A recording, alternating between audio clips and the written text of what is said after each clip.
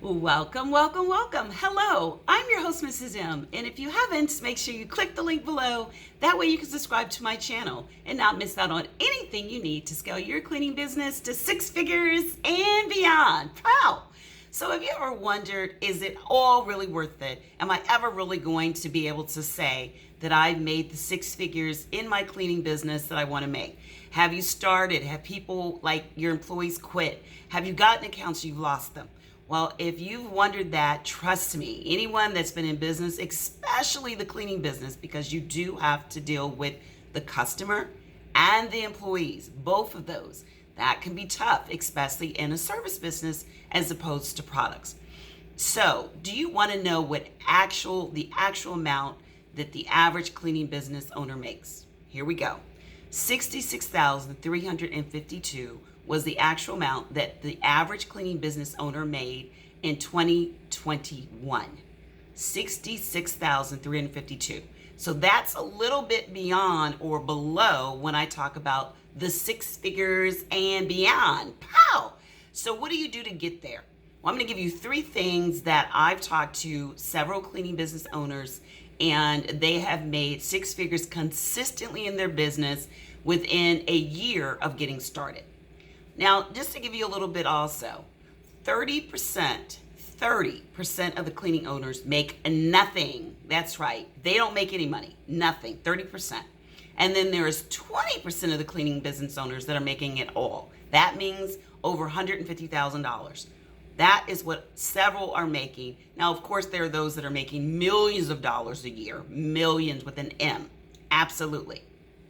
The average time, normally about 4 years, that they start to peak into winning the $1 million, or actually not winning, but winning the $1 million contracts that get them there. So what can you do to make sure that you're not at the 30% and you want to be in the 20%? And we always talk about 20% of the people are making, most of all the money, and when you look at all the industries, but we're concerned about ours. So what do you need to do to be in that top 20% that's making that money?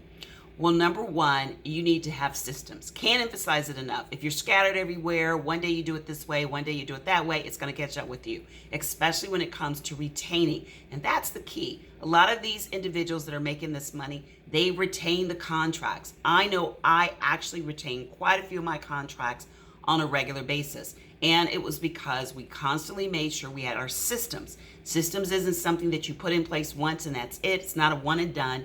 You got to keep on it. That's one of the things you want to make sure of. And you need to have systems for every part of your business. Every part has to have a system, from the way you answer the phones, to the way you hire your individuals, to the way you do your checklist, to the way you train them especially. Definitely want to make sure you have systems. The second thing is they have relationships. They're great at being able to persuade someone that they're the best fit. Now, this could go from the way they are able to get out, they maybe feel confident, they're maybe able to find more networking events, but they build relationships. And when they do, they make sure they send follow-up emails, or they're more personable. So really look at working on building relationships. I know I worked hard at that because I'm not naturally, or wasn't naturally, a person that went out to network and then, I was more of, let me do the work, let me just kind of get to it. But I know that there's two parts of business. There's the business of the business, and then there's the actual physical work. And that's what you have to get used to, separating. There's the work part when you're doing the work in the business. And then there's the business of it where you're doing the work on the business. I liked the in part, but not necessarily the on part, until I had been in for maybe 3 years, started to realize, now if my head is on the in part, working in the business with the employees, I'm never going to be able to grow and able to hire more people and change their lives as well as mine. That was one of the goals that I had set. So I had to learn to network and do meetups.com and do chamber events and all kinds of things. Go to trade shows. All of that allowed me to build the relationships, and people like to do business with people that they know, they like, and they trust. That's the three things you have to look at.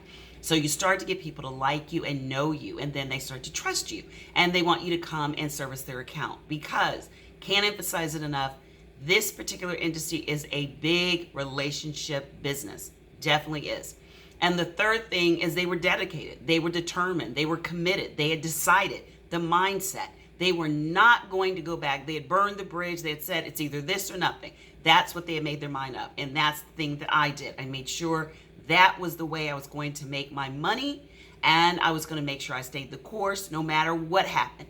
I even went as far as to make sure that I did a little voice recording of me saying, okay, you're going to have hard days, you're going to have easy days, but remember, make a recording of the days that are fantastic. Say the things that you did to keep you motivated so that when the days get rough, just play that recording. And it's your voice telling you to get it together. Get off the, the little feeling sorry for yourself, whatever it is. But make sure that was one of the tricks I did. I actually took my recording on my phone and just made a recording of me saying, you know what? You got to get it. Stay determined, stay focused, stay committed. If other people can do it, you can do it as well. And I played that to myself over and over and over. And that way it helped me on the days that someone quit, or I lost an account, or the bid was too high, or bid was too low, or you got a lot of complaints from customers.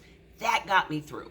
So hopefully this helps you as well. And if you want to learn how to attract, how to acquire, and how to retain customers right now, then you can click in the link below in the description and sign up for my free masterclass, where it is 6-figure business from scratch. I go from scratch to scaling your business to looking if you want to sell it. Absolutely. So if you want to learn all of those ways, then make sure you click the description, and I'll look forward to seeing you at the free masterclass. Space is limited. It will be this Thursday. So look forward to seeing you. Sign up, and until the next video, I'll see you soon. Bye-bye.